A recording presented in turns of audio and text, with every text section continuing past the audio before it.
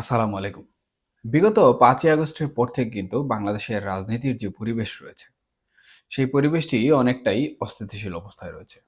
এবং এই অস্থিতিশীল পরিস্থিতিতে বিভিন্ন রাজনৈতিক যে সংগঠনগুলো রয়েছে, তারাও বিভিন্ন রকম কর্মকাণ্ড বা কর্মযজ্ঞ পরিচালনা করছে। এখন এর মধ্যে কিছু রাজনৈতিক দল রয়েছে যারা তাদের কর্মকাণ্ড বা কর্মসূচির লক্ষ্য বা উদ্দেশ্য হিসাবে রেখেছে আসন্ন জাতীয় সংসদ নির্বাচন। আর কিছু রাজনৈতিক দল রয়েছে যারা প্রকৃতপক্ষে জাতীয় নির্বাচনে অংশগ্রহণ করবে কিন্তু বিজয় অর্জন করার কোনো সম্ভাবনা নেই। এবং এই যে ছোট রাজনৈতিক দলগুলো, তাদের কাজ হচ্ছে সাম্প্রতিক সমসাময়িক বিষয়ে ঘটে যাওয়া বিভিন্ন রাজনৈতিক প্রেক্ষাপটে নানা ধরনের মন্তব্য করা। এবং সেই মন্তব্যের পরিপ্রেক্ষিতে কিন্তু বৃহৎ যে রাজনৈতিক দলগুলো রয়েছে, সেই রাজনৈতিক দলগুলো তাদের মন্তব্যের বহিঃপ্রকাশ ঘটিয়ে থাকে। হ্যাঁ, এমনটাই কিন্তু বাংলাদেশের রাজনীতিতে বর্তমানে ঘটছে এবং এই ধারাবাহিকতা নির্বাচন পূর্ববর্তী সময় পর্যন্ত চলমান থাকবে। এখন যে বিষয়টি আমাদের আজকের আলোচ্য সেটি হচ্ছে বাংলাদেশ জাতীয়তাবাদী দল বিএনপি এবং বাংলাদেশ আওয়ামী লীগের মধ্যে যে ঐক্যের একটি সুর শোনা যাচ্ছে, সেই সুরটি আসলে কতটুকু সুদূর প্রসারী হবে এবং বিএনপি আওয়ামী লীগের ঐক্য আদৌ সম্ভব কিনা, বা বিএনপি প্রকৃতপক্ষে কি চায় এবং আওয়ামী লীগ প্রকৃতপক্ষে কি চায়। দেখুন, বিএনপি দীর্ঘ ১৫ বছর কিন্তু বিভিন্নভাবে নির্যাতন এবং নিপীড়নের শিকার হয়েছে। সেটা হোক আওয়ামী লীগ রাজনৈতিক সংগঠন দ্বারা, সেটা হোক আওয়ামী লীগের প্রশাসন দ্বারা।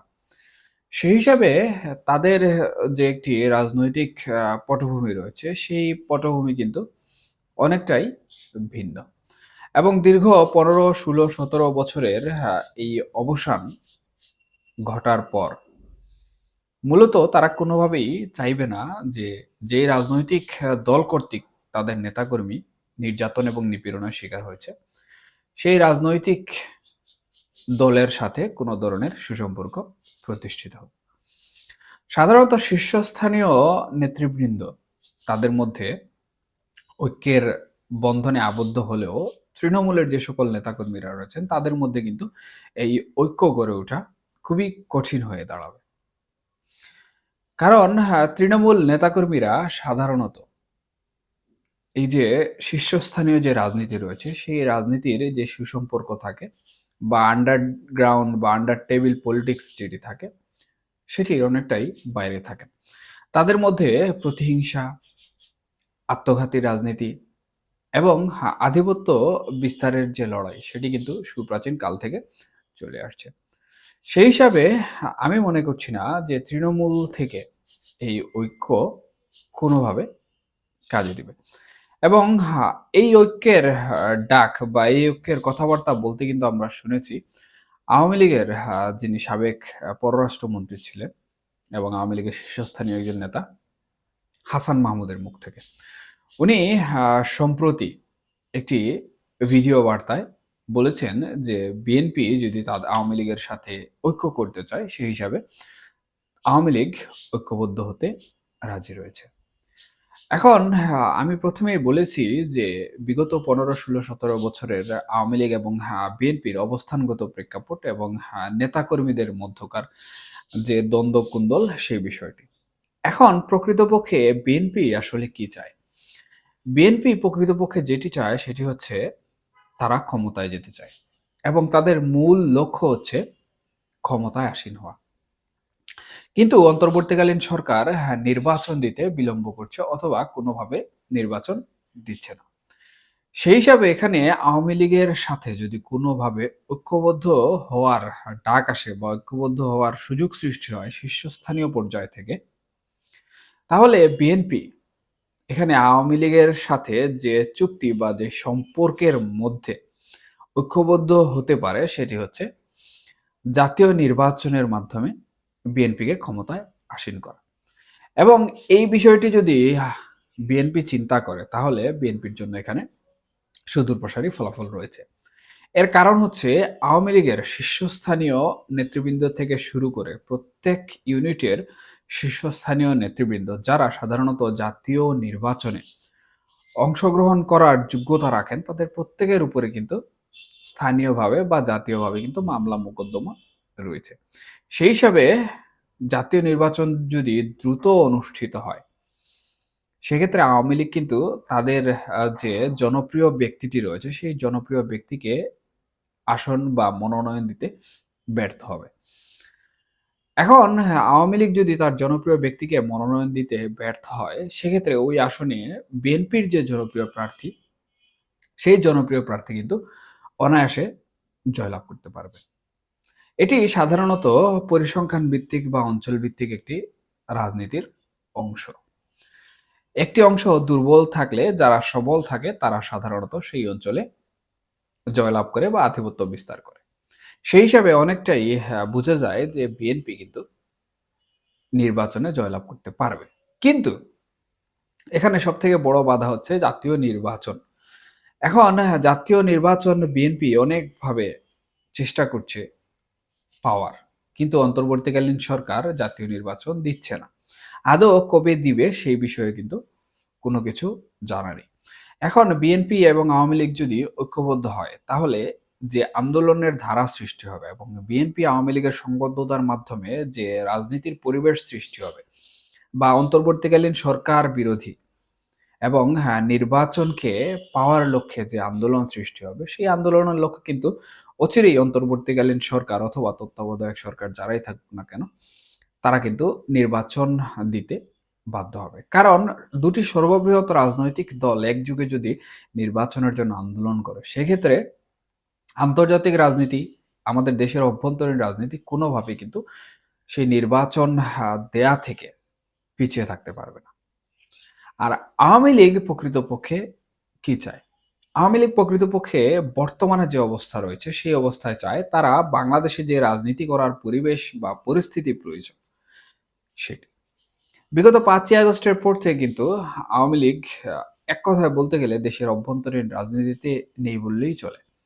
এবং তারা বিভিন্ন ধরনের কর্মসূচির ডাক দেয়, বিভিন্ন ধরনের কর্মকাণ্ডের ডাক দেয়। কিন্তু তাদের নেতাকর্মীদের উপর বিভিন্ন ধরনের মামলা, মোকদ্দমা, অত্যাচার, নিপীড়ন থাকার কারণে মাঠ রাজনীতিতে যে গুরুত্বপূর্ণ ভূমিকা পালন করার কথা বা তাদের যে শীর্ষস্থানীয় বলিষ্ঠ নেতৃত্ব থাকার কথা, সেটি নেই বললে চলে।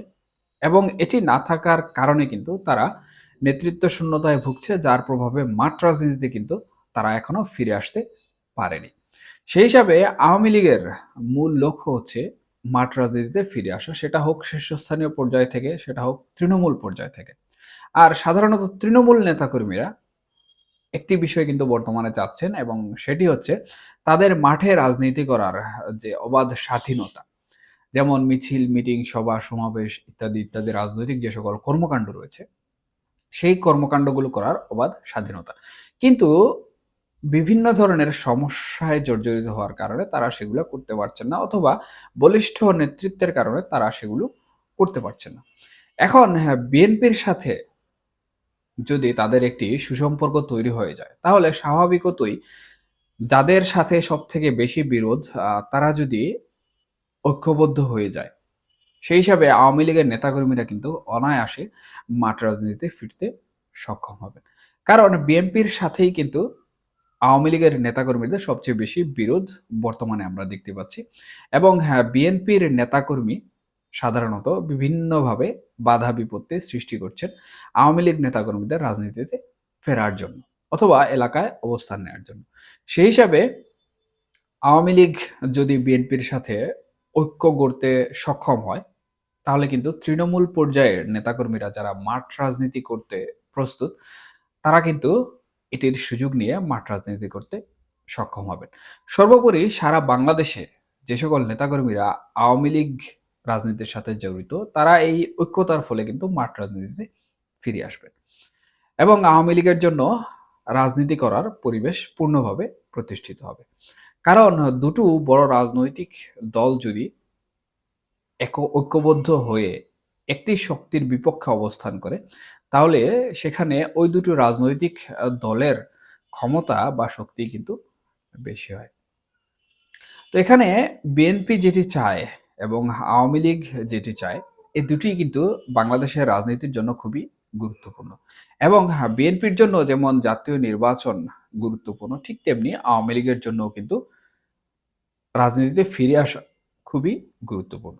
সেই হিসাবে হাসান মাহমুদ যেই বক্তব্য করেছেন, অর্থাৎ বিএনপি আওয়ামী লীগের ঐক্যতা বিষয়ক একটি ইশারা বা ইঙ্গিত, সেটি অচিরেই হয়তোবা বাংলাদেশে হয়ে যেতে পারে।